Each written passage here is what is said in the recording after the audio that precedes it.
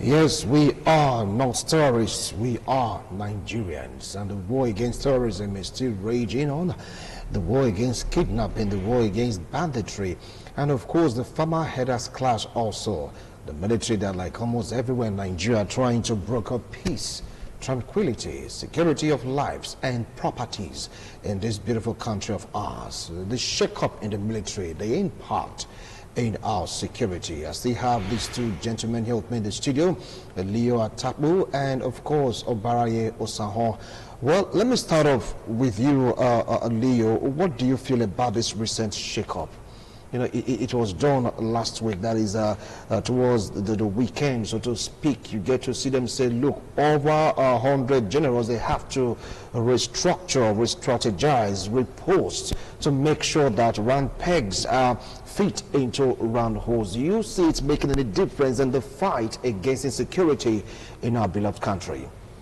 Well, I expect that it should make a difference, because once you have a problem situation like insecurity across the country, the first thing, if you have been making all kinds of efforts, you know, to address the problem and you are getting nowhere, and then at some point, you know, because the country, the nation, people were crying, change this your service chiefs, change this yourself. For a long time, the service chiefs were just left there, and now we have a new set of service chiefs.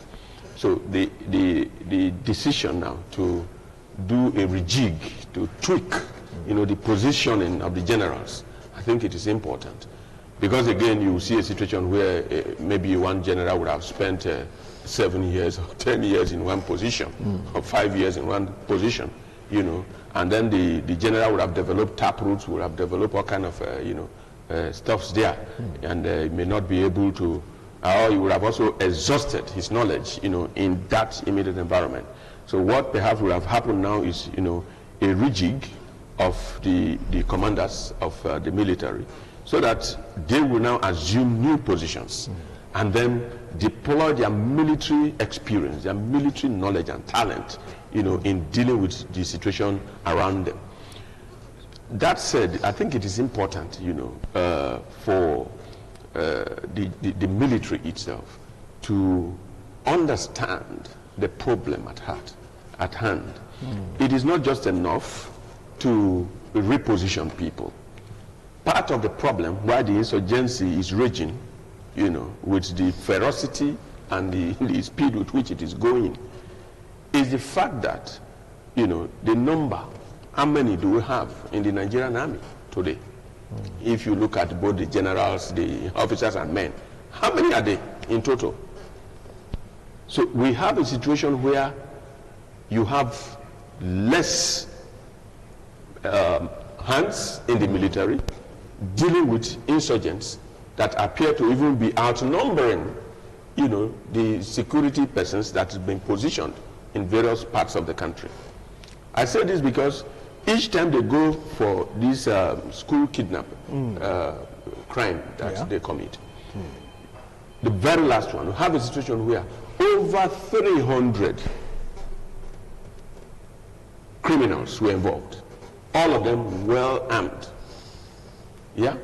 So you imagine a situation if maybe you say in each school you position 8 army personnel within the school to guard, to protect the students in the school. And when you have 300, when you have 300 criminals fully armed with even more sophisticated weapons, those military men within it, they will run away, they will drop their guns and run away. So it is important that the military, even the police, they begin to see how they can even increase their numbers. They should begin to even add more people, more personnel. At this point, we expect that the Nigerian army should even be having mass recruitment, so that you move them to different parts of the country, into the forests, and flush, you know, these criminals out of the forests. Because they have their hiding places. You know, you go there and decisively deal with them. That's one point. Okay. Beyond that, before you go to other point, now you just hold on. You talked about a general growing roots because it's been there for quite a long time, and reshuffling will help in that regard. Don't forget that also, Barry, that over the week, A military personnel was arrested for aiding banditry, supplies them uniform and of course guns, according to that report. But with this shake-up in the military, is it going to curb that, Obarai? No, it won't.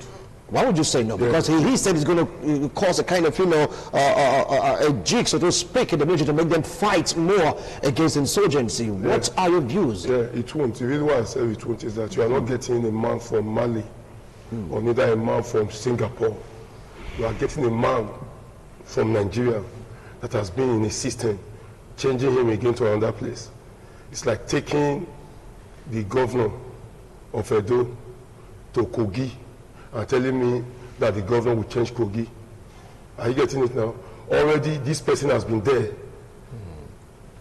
doing this type of act, just with the one you reported a few weeks ago that was supplying that uniforms amount.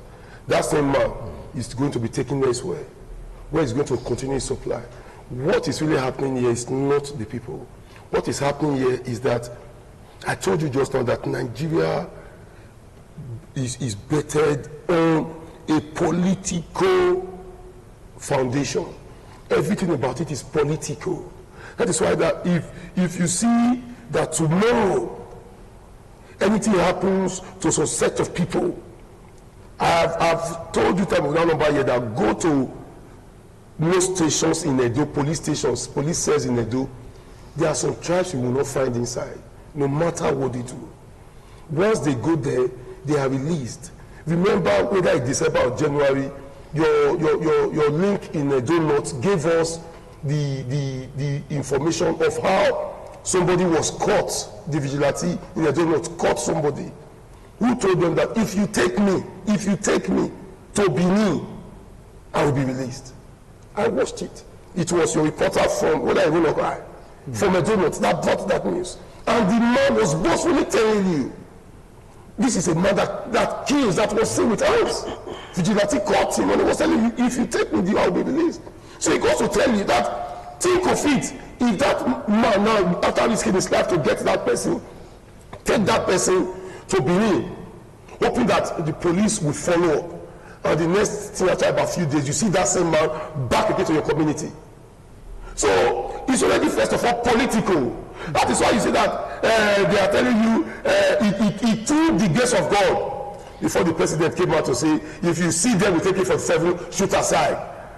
As if I'm talking to my baby, I'll tell my baby, I've come to buy biscuit for you, go and sleep. My baby will not go and sleep because you know I will buy biscuit. Even though I don't have money for biscuit. But because of the belief he has for the father. So how will you not tell us that? That is simple. These people don't, they have more than AK-47. They have more than that. So you're saying it's a systemic issue? It's a systemic issue, not getting Mr. Paul from here to there. No, already there's a system that controls the entire thing. Okay, there's a system that controls the head. I'll come back to you, Barry. He said it's a systemic thing that reshuffling, shake-up, rejigging will not solve anything. No. I think we are disagreeing on that point. But I understand the point he's making with this systemic issue. In Nigeria, in almost all phases of our lives, there are systemic problems, and the military is not an exception to that. You know, you have bad eggs within the military. And he also raised the point of ethno-religious, sentiments, yes. that's sweeping through the country. And it's like it's been worse with the coming of the present administration at the federal level. That, people are being divided along ethnic lines, along political lines, in ways and manners that we really have not seen it in this country. So it is the responsibility of government now to begin to bridge all of those gaps. If you look at the recent outcry by some persons in the northern part of the country, that they were going to unleash a food blockade against the southern part of the country. They went ahead doing that. I expected, for instance, that the government will unleash its personnel, against those who were stopping people from moving those stuffs. But that didn't happen. Instead, what we heard was there was negotiation somewhere, So people who are causing economic catastrophe in the country, you are negotiating with them. Even as we speak, among the criminals in the forests, from Zamfara down to Niger, across the northeast, there is a particular Nigerian that goes to shake their hands each time there is a major kidnap.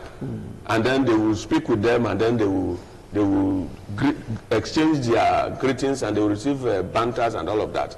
And then perhaps at the end of such a visit, you will hear of certain things.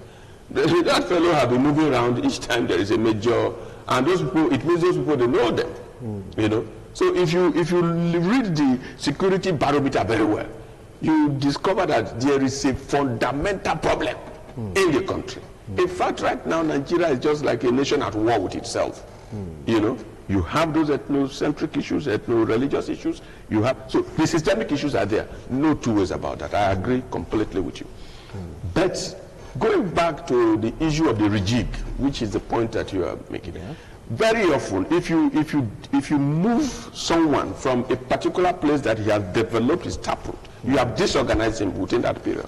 And so if he goes elsewhere, all perhaps he will do to sustain that kind of, you know, problem that he carries about is for him to maybe initiate it again, right? But it is up to the system, if it is the military, to now purge itself of such fellows, of such characters within the system, if we have to move anywhere.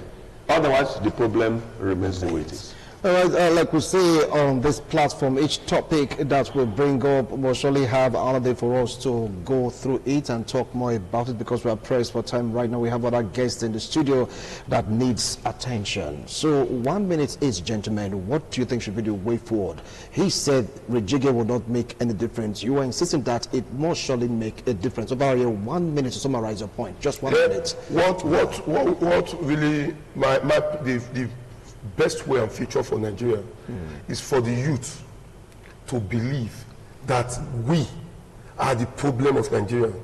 We should start thinking right and stop the monetary type of politics, where somebody like Mr. Leo Atapu should be seen that this man can lead. We should support him, not because of his purse, but because of what he can do.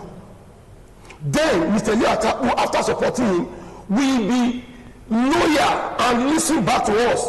Therefore, we supporting Mr. Wisi Omasha because of his money bag. Then after then, he will not tell you, didn't I buy my way here?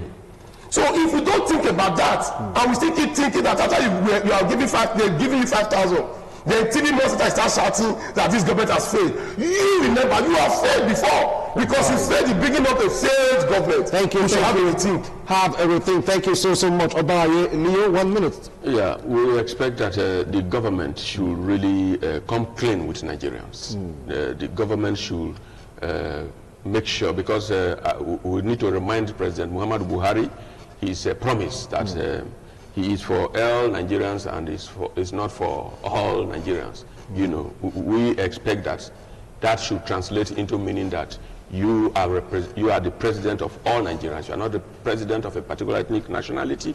You are not the president of a particular religious body. You are president of all Muslims, all Christians, all traditional worshippers in Nigeria. That's the president that you are.